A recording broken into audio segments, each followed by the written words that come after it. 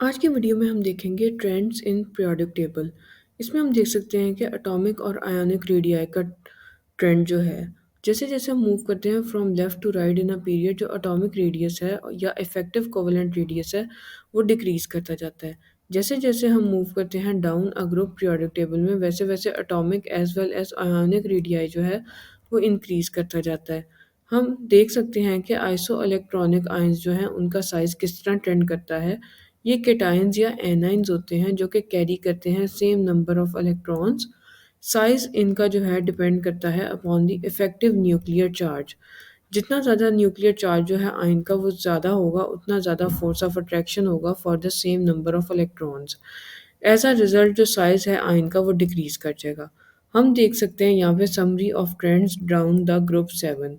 जैसे जैसे हम ग्रुप 7 में नीचे जाते जाएंगे, वैसे वैसे जो ऑक्सीडाइजिंग एबिलिटी है वो डिक्रीज करती जाएगी, पोलैरिटी डिक्रीज करती जाएगी, इलेक्ट्रोनेगेटिविटी भी डिक्रीज करती जाएगी, एटॉमिक रेडियस जो है वो इंक्रीज होता जाएगा, बॉइलिंग पॉइंट इंक्रीज होगा, रिड्यूसिंग एबिलिटी इंक्रीज होगी और शील्डिंग इफेक्ट जो है वो ज़्यादा हो जाएगा। साइज ऑफ एटम में हम देख सकते हैं कि जितना ज़्यादा साइज ऑफ एटम बड़ा होगा उतनी ज़्यादा लेस होगी force of attraction for its nucleus for the valence electrons. Thus जितनी ज़्यादा एनर्जी लेस होगी उतनी ज़्यादा जो है कम एनर्जी लगेगी required to remove an electron from such an atom. Hence ionisation energy जो है वो भी कम होगी। साइज ऑफ एटम जो है वो इंक्रीज करता है डाउन द ग्रुप, लेकिन डिक्रीज करता है अलोंग द पीरियड।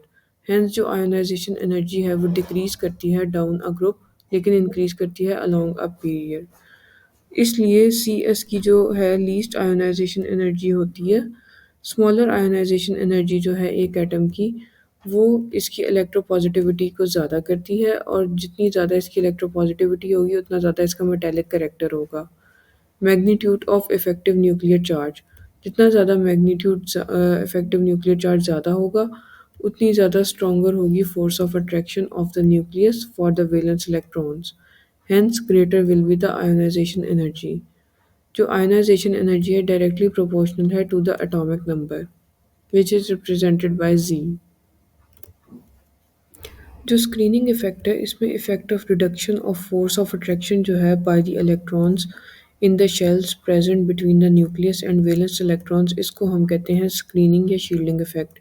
जितनी ज़्यादा नंबर ऑफ शेल्स जो हैं बिटवीन न्यूक्लियस और वैलेंस इलेक्ट्रॉन ज़्यादा होंगे उतनी लेस जो है इलेक्ट्रॉन न्यूक्लियस से अट्रैक्शन होगी, और स्मॉलर होगा will be the ionisation energy.